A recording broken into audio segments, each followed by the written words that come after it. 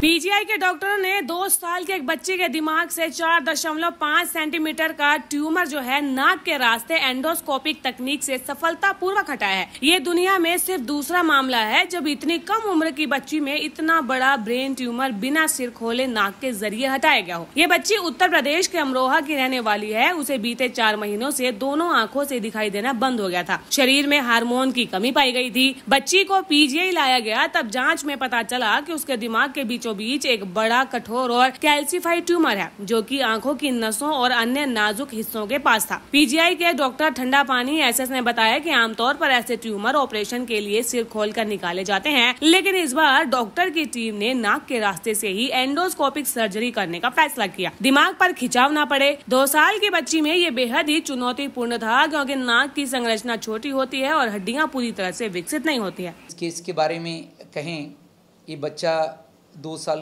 की बच्ची है। ये उत्तर प्रदेश से आए हुए थे। इनको अराउंड 4 महीने से लग रहा था कि बच्चे का नज़र धीरे धीरे कम होते जा रही है, तो आसपास के डॉक्टर को दिखाया, पहले आंख डॉक्टर को दिखाया, फिर उसके बाद ये हमारे पास आए थे। एमआरआई में एक 4.5 सेंटीमीटर का एक बड़ा सा एक ब्रेन ट्यूमर था, उसको हम क्रेनियोफेरेंजियोमा कहते हैं। ये ट्यूमर दिमाग के नीचे होती है, बट एग्जैक्टली सेंटर में, जिसमें बहुत इम्पॉर्टेंट क्रिटिकल स्ट्रक्चर्स होते हैं। सो यूजुअली ऐसे ट्यूमर्स बच्चे में होते हैं, उसका उम्र 4 साल या उसके अधिक जो उम्र के बच्चों में ये कॉमन होती है, बट इतने छोटे बच्चे में उतना कॉमन नहीं है। एंड इसके पहले हमने दुनिया का सबसे छोटे बच्चे 16 मंथ्स का बच्चे को हमने दूरबीन से नाक से हमने ट्यूमर निकाला था 4 साल पहले, बट उसका ट्यूमर का साइज़ 3.4 सेंटीमीटर था। जो अभी जिस बच्चे का हमने ऑपरेशन किया वो 4.5 सेंटीमीटर है। तो हम 4 सेंटीमीटर के ऊपर हमारे साइंटिफिक लिटरेचर में जायंट ट्यूमर हम उसको कहते हैं। तो वैसे ही इस छोटे उम्र में ऑपरेशन करके निकालना मुश्किल है, बट जायंट ट्यूमर्स जो 4 सेंटीमीटर के ऊपर है वो बहुत मुश्किल होती है। और ये साइंटिफिक लिटरेचर में इसके पहले वो एग्जैक्ट साइज़ पता नहीं है, बट स्टैनफोर्ड से जायंट ट्यूमर करके लिखा हुआ है, तो एग्जैक्ट साइज़ पता नहीं है। बट अगर हम स्टैंडर्ड टर्मिनोलॉजी का डेफिनेशन पे जाएं तो 4 के ऊपर होना चाहिए था उसको भी। तो ये सेकंड जायंट ट्यूमर है जो 2 साल की उम्र में नाक से निकाला गया इसमें, ठीक है। सो कंप्लेंट क्या थी बच्चे को? तो इनका जैसे मैं कह रहा था, नज़र में वीकनेस थी, तो वो धीरे धीरे खराब होती जा रही थी। और नज़र जब वो हमारे पास लेके आए, नज़र बिल्कुल नहीं था, बच्चे का नज़र बिल्कुल नहीं था। तो इस सिचुएशन में हमें ध्यान से जो ऑप्टिक नर्व है उसको बिना छेड़ें और दिमाग के बिना हैंडल किए करने के लिए हमारा प्लान था। इसलिए हमने नाक से कोशिश करने के लिए प्लान लिया था। अगर हम इस उम्र में यूजुअली ये स्टैंडर्ड प्रैक्टिस ऊपर से स्कल खोल के जाना था, बट उसमें हमारा थोड़ा बहुत दिमाग का हैंडलिंग करना पड़ता है। और ऑप्टिक नर्व्स जो नज़र का जो नर्व है उसको भी हमें कभी कभी हैंडल करना पड़ता है जब हम ऊपर से जाते हैं। तो जब हम नाक से जाते हैं तो ये दोनों नहीं होता।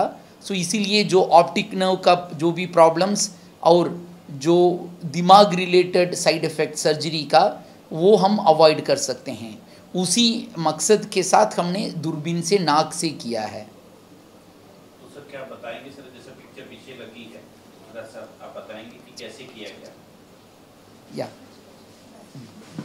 या आप जैसे यहाँ देख रहे हैं, सो ये काइंड ऑफ ये पूरा ब्रेन है। इस ब्रेन में आप देख सकते हैं कि सेंटर में और उसके नीचे, दिमाग के नीचे ये अराउंड 4.5 सेंटीमीटर का एक ट्यूमर है। तो इसमें आप देख सकते हैं कि ये जो ऊपर जो ब्राइट है ये दिमाग का ब्लड वेसल्स है। सो ये बहुत क्रिटिकल स्ट्रक्चर्स है। और यहाँ पे हाइपोथैलेमस होता है, सबसे important area of the brain.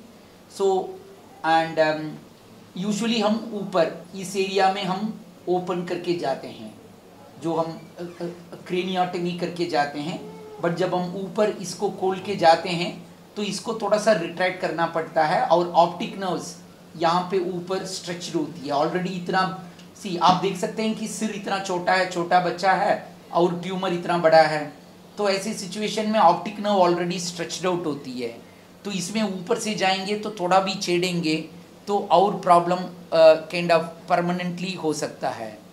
अभी बच्चे में नज़र तो नहीं था, बट फिर भी हमारा कोशिश यही है कि हम ऑप्टिक नर्व्स को ज़्यादा छेड़े नहीं हैं, कि अगर जब वो रिकवर करें तो उसके लिए हमें दैट अपॉर्चुनिटी, दैट विंडो देना चाहिए। तो हमने इसीलिए नाक से किया, बट नाक से करने में फ़ायदा तो मैंने ऑलरेडी बता दिया, बट दिक्कत यह है कि नाक बहुत छोटी है।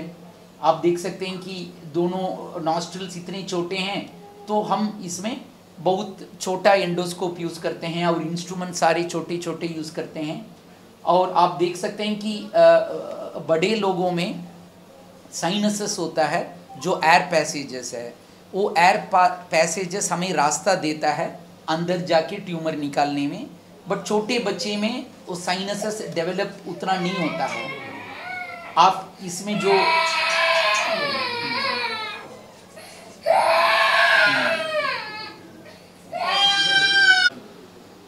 हमने इसके पहले जो वर्ल्ड लिटरेचर में सबसे पहले 16 मंथ का बच्चे का हमने नाक से निकाला था, वो 4 साल पहले था। नाक की शुरुआत का हिस्सा ईएनटी सर्जन डॉक्टर रिजुनीता ने संभाला और दिमाग का ट्यूमर निकालने का काम डॉक्टर ठंडा पानी ने किया। ट्यूमर को दिमाग के नाजुक नसों से अलग करते हुए उसे सुरक्षित तरीके से बाहर निकाला गया। तकरीबन 6 घंटे तक चली इस जटिल सर्जरी में सिर्फ 250 ml खून निकला और बच्ची को तुरंत आईसीयू में शिफ्ट किया गया। 10 दिन के बाद बच्ची की हालत बिल्कुल ठीक बताई जा रही है और सीटी स्कैन में दिखा ट्यूमर अब लगभग पूरी तरीके से हट चुका है।